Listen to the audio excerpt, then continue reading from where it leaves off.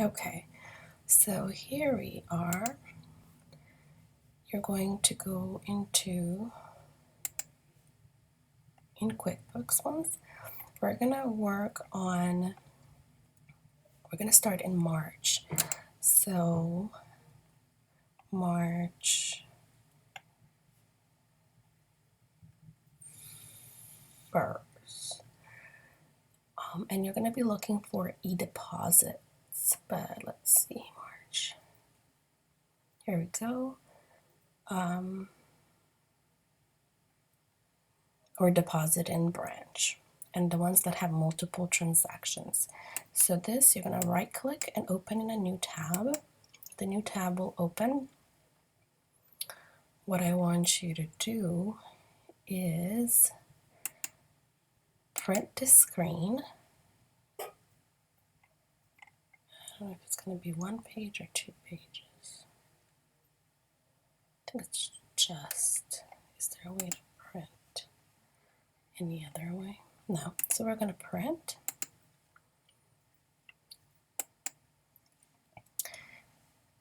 And once the page prints, you're going to open each one of these, and then you need to write down what date and ticket number it is.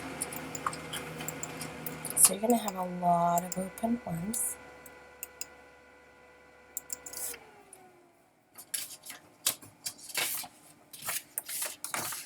So right now, the first one was Shoba, and that is this one. On your printout paper, you're going to write down the not the amount, but you're going to write down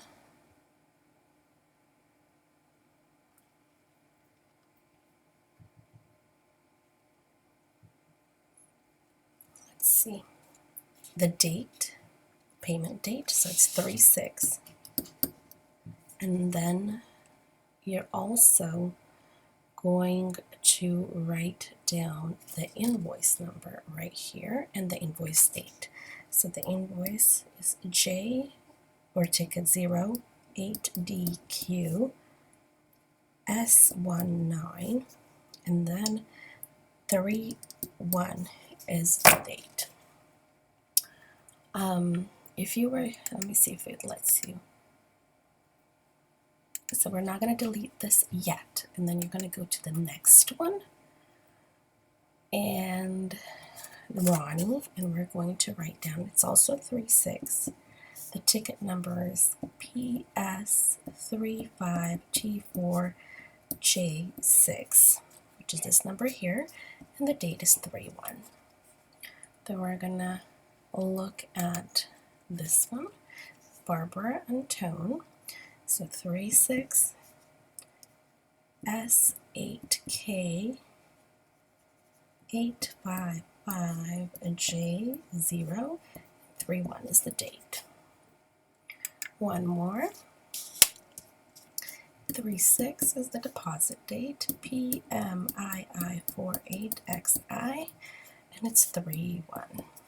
Then we look at the next one, which is Edward Calzada, and next to him we put 367BG0LTYN, and we put 3/1. We have one more. This amount, okay, I think it's fine. Victoria is the next one, 3/6, and the ticket number is J2BNU8B5. 3/1 is the date also. We have one more, which is 3/6, and it is GRNKBC6U 3/1. Just like the other one, we have two more on the left. The Alex, Ray, and Janice, and that one is 3/6. Invoice is FF1V174S 3/1. And we have 3/6, which is GROAN COT 31 is the date. Okay, so now we have this paper fully filled out next to it.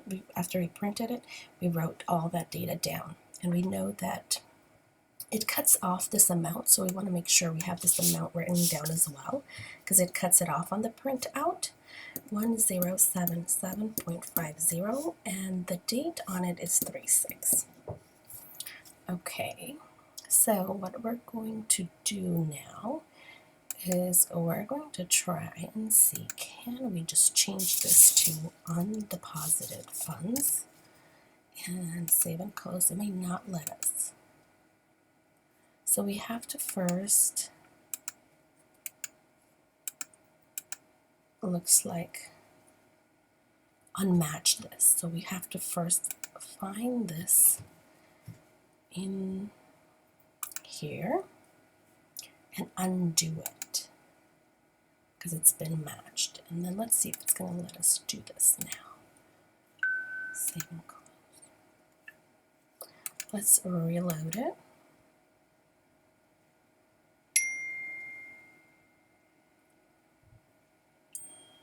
Okay, so it automatically deletes the transaction. So what we right now have to do is we have to recreate this transaction because it no longer exists. Once we unmatch it, that transaction no longer exists, looks like.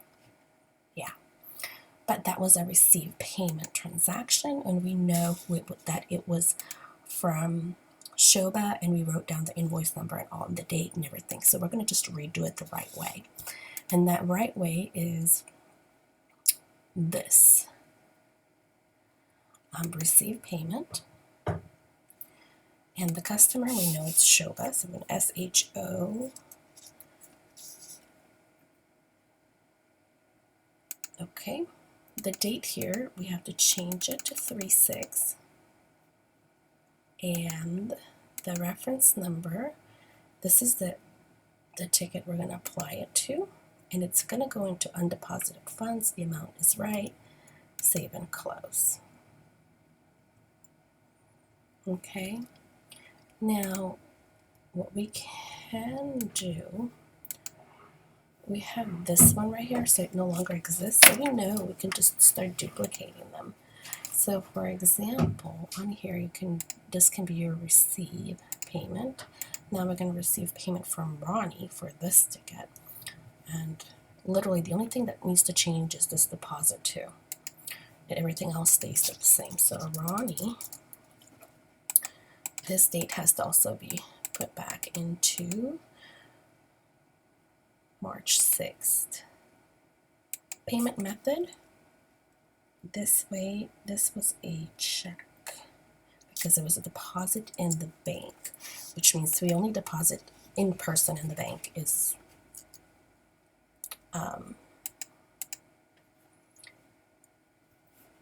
let's see, and this is the ticket number. J6 is the last one, and 115, save and close. So now we redid this one. Now we can go ahead and delete it. Or actually, you don't even have to literally write them down. You can just open them up, keep them open, and just do it that way.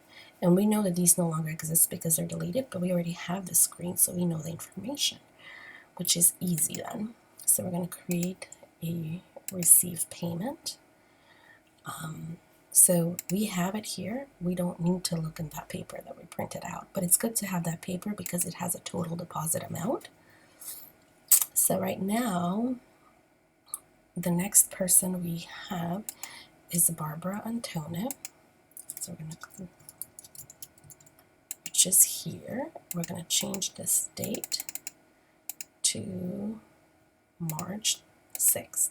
You can actually copy this and then just next time paste it. Check is how she paid. Undeposited fund, and this is the ticket. We can double check the JO. Okay, 105, save and close. Unknown caller. So now we can close this. Now we have this one, Zelig, that we have to create. receive payment. Here he is. Control V. I'm going to put check. Undeposited funds. This is the invoice. We're going to double check that it's XI. It is. And so everything looks fine. Amount matches. Now we don't need this anymore. The next one is Edward Calzada. And so we're going to go and receive payment. Edward. We're going to change this date. We're going to mark this as a check. And this is the only invoice that he has, and I think that's the one. Yep, that's the one. Amount, we always want to make sure this is an undeposited fund, $72.50. Save and close. Now we can go ahead and close this one. Okay, so the next one we have is from Victoria Rambler.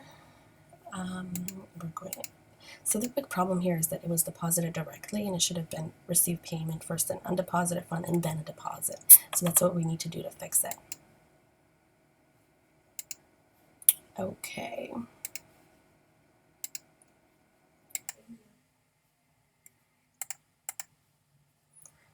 So we have, the next one is Janice. So we're going to have receive payment. We're going to search for her name.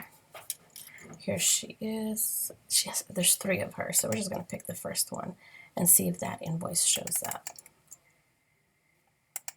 So it looks like she doesn't have any, so we have to pick the other one. Let's try the second one. There it is. There's that invoice. I'm going to put here that she paid with check, undeposited funds, the date is right, and the only thing is we didn't select it, so 130, save and close. We keep that one open, but we open the other tab. We close this. Now we have Tina Kema. I think she might be the last one, so we're going to go ahead and do the same thing, but just change this to undeposited funds and put a check in here. So we can search by her last name. Here she is. Check. There we go. Undeposited fund. This is the invoice. 150 and save and close. So this one is done. Now technically all of those should be done. Right now what we're going to do is that payment is probably unmatched right now, and this is on 3/6. So what we're going to do is we're going to let's see, which payment was it? It was this one of these, I think, but it's gone because it's not there anymore because it's not matched. These are all matched ones, but they were matched wrong. So right now what we're going to do is we're going to open a new tab. Oopsie. New QuickBooks tab. We're going to go into the ones that says for review, and we're going to try and see if we can find that on here. Is this yep, this is the one. Here it is. You're going to click on it, and we're going to find a match. So once you click on that, it's going to open up, and most of those are dated 3/1, I think. So right now you're going to go and look for those tickets. Okay, so if you printed that page out, now is the time to use it. So we have Shoba, which is J08. There it is. So we're going to select her. Then we have Ronnie. We can search by her ticket number, which is Control F P S35. There it is. We search for the next one, which is S8K for Barbara. S8K, that's Barbara. We search for next one, which is for Zelig, and that's PMII. Here it is. And then the next one is Edward Calzada. Let's see if that's the one. It's the $72 one. So it's this one. Make sure the ticket number YN at the end, yes. And then we search for next one, which is 7BG. Oh, that's the same one. Okay, next one is J2B. Control F, J2B. Victoria Ramler. Let's try another one. GRN is the next one. That's Kristen Aldrich. The next one is FFIV, or maybe 1B. There we go. Sometimes 1 looks like an I. And the next one is GRO.